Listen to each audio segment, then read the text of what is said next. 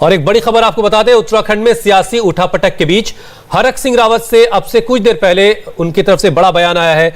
हरक सिंह रावत ने कहा, मुझे बीजेपी के फैसले की जानकारी नहीं है, अफवाहों के आधार पर मुझे पार्टी से निकाला गया है। पार्टी और मंत्रिमंडल से निकालने से पहले मुझसे बात तक नहीं की गई। उत्तराखंड के युवाओं को पिछले 5 साल में रोजगार नहीं मिला। मुझे मंत्री पद का कोई लालच नहीं है।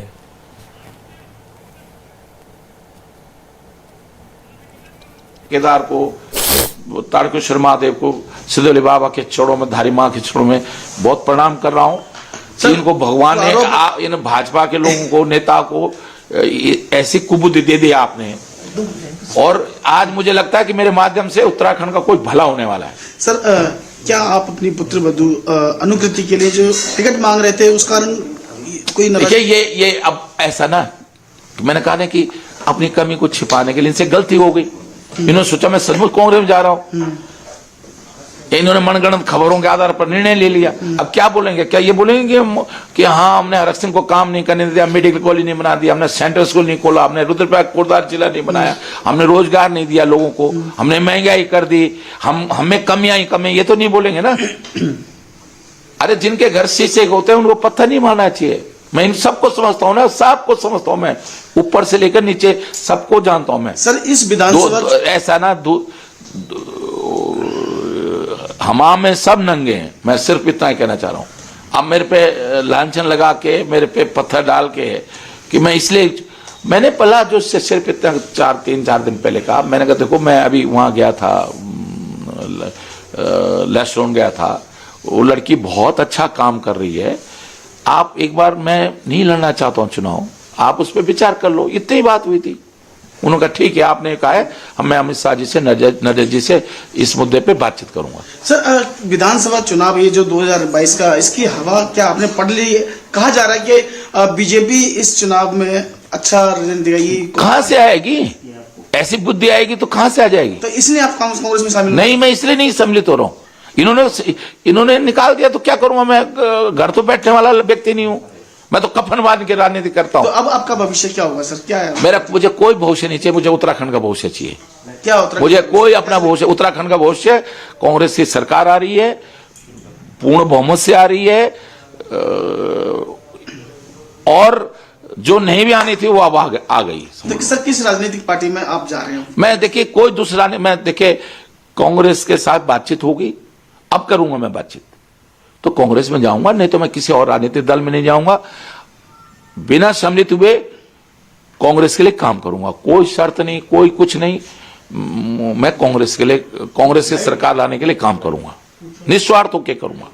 बहुत बहुत धन्यवाद, थैंक्स सर। तो हरक सिंह रावत को पार्टी ने निष्कासित कर दिया, पार्टी ने बाहर कर दिया, उनको पद से भी हटा दिया गया है। अब उनका ये पहला रिएक्शन आया, वो कह रहे हैं कि उनसे कोई बात तक नहीं की गई और उन्होंने ऐसा कोई काम नहीं किया। वो ये कह रहे हैं उन्होंने 10 जनपद जाकर कोई मुलाकात नहीं की, और जिस दिन मुंह खोलूंगा सियासत में धमाका होगा, वो ये बड़ी बातें कह रहे हैं। उत्तराखंड में कांग्रेस की पूर्ण बहुमत से सरकार आ रही, ये भी दावा कर रहे हैं हरक सिंह रावत। कांग्रेस के लिए बिना शर्त काम करेंगे, ये भी दावा किया जा रहा है हरक सिंह रावत की तरफ से। तो हरक सिंह रावत, जिनका ये कहना है कि उन्हें इस बारे में कोई जानकारी नहीं थी कि उनको पार्टी से निकाला गया है, और तमाम चीज़ें उन्होंने बताई है। उनका कहना है कि उन्होंने कोशिश की थी कि डेवलपमेंट हो, लेकिन ऐसी चीज़ें नहीं हुई है। अफवाहों के बिना पर उन्हें पार्टी से निकाला गया है, और कांग्रेस के लिए बिना शर्त काम करने का भी उन्होंने जिक्र किया, और साथ ही साथ उन्होंने ऐलान किया है कि बहुमत से सरकार बनाने जा रही है कांग्रेस। और उन्होंने कहा कि जनपद जाकर कोई मेरी मुलाकात नहीं हुई है, और साथ ही उन्होंने एक कह सकते हैं कि धमकी भी दी है कि जिस दिन मुंह खोलेंगे तो धमाका होगा। हमारे संवाददाता देवेंद्र पराशर इस पर और ज्यादा डिटेल के साथ हमारे साथ जुड़ रहे हैं। देवेंद्र, पार्टी विरोधी गतिविधियों का आरोप है हरक सिंह रावत पर, और उसकी वजह से उनको पार्टी से निष्कासित कर दिया गया, लेकिन वो ये कह रहे हैं कि उनसे तो कोई बातचीत तक नहीं की गई। क्या खबर मिल रही है आपको? बातचीत हुई थी, और ये आप देखें तो तकरीबन 1 महीने से ये तनातनी चल रही थी। आपको याद होगा कि पुष्कर सिंह धामी के केंद्रीय कैबिनेट की बैठक में से बीच कैबिनेट बैठक से निकलकर चले गए थे, नाराजगी दिखाते हुए। हवाला ये दिया गया कि मेडिकल कॉलेज उनका नहीं बन रहा है, इसलिए वो नाराज हैं। लेकिन असल में स्थिति ये थी कि लैंसडाउन एक सीट है जहां से हरक सिंह रावत ये चाहते हैं कि उनकी बहू को टिकट दिया जाए। फिलहाल हरक सिंह रावत कोटद्वार से विधायक हैं, वो अपनी सीट बदलकर केदारनाथ जाना चाहते हैं, तो उनकी सीट बदलने को लेकर तो पार्टी तैयार थी, लेकिन उनकी बहू के लिए लैंसडाउन सीट देने को तैयार नहीं थी, क्योंकि लैंसडाउन में ऑलरेडी बीजेपी के सिटिंग एमएलए हैं दिलीप सिंह रावत, और उस स्थिति में पार्टी ये नहीं चाहती थी कि हरक सिंह रावत के दबाव के आगे झुके। कल जब हरक सिंह रावत दिल्ली आए थे तो उन्होंने बीजेपी नेताओं से भी मिलने का समय मांगा था, और दूसरी तरफ उत्तराखंड कांग्रेस के जो प्रभारी हैं उनके साथ भी उनकी मुलाकात होनी थी। जब बीजेपी नेताओं को इस बात की भनक लगी, और बीजेपी के नेता कुछ दिनों से लगातार इस बात को कह रहे थे कि हरक सिंह रावत को मनाने की पूरी कोशिश की गई, लेकिन ऐसा लग नहीं रहा है कि वो बीजेपी में रहेंगे, और हम लोग ये मानकर चल रहे हैं कि वो कांग्रेस चले जाएंगे। तो ये बातें बार बार कही जा रही थी, पिछले 10-15 दिनों में कई बार ये बात बताई गई। कल उस पर मुहर लगा, और उसके बाद जब पार्टी को ये लग गया कि हरक सिंह रावत बीजेपी छोड़ेंगे, तो पहले उनको मंत्रिमंडल से बर्खास्त किया गया था। देवेंद्र, जब दिसंबर में भी जब खबर आई थी, जिसका जिक्र भी आप कर रहे थे कि जो कैबिनेट मीटिंग में एक मनमुटाव हुआ था, उस दौरान ये खबर भी आई थी कि वो रिजाइन कर रहे हैं, वो नहीं रहेंगे पार्टी में। जी हाँ, बिल्कुल, और वो ये बात कहते हुए निकले थे केंद्रीय कैबिनेट की बैठक से।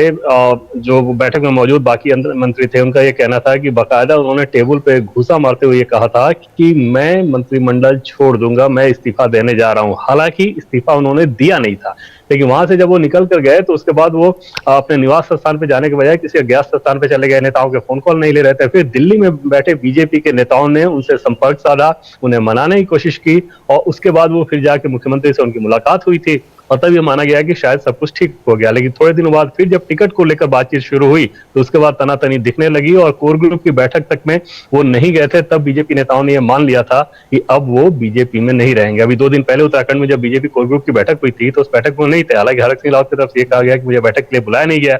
बीजेपी नेताओं का यह कहना था कि उनको बुलाया गया था, वो आए नहीं थे। तो कुल मिलाकर सीटों के बीच जो पेच फंसा था, उसका आप मान सकते हैं कि उसके चलते ये फैसला हुआ है, और उसी का नतीजा है कि हरक सिंह रावत अब बीजेपी में नहीं।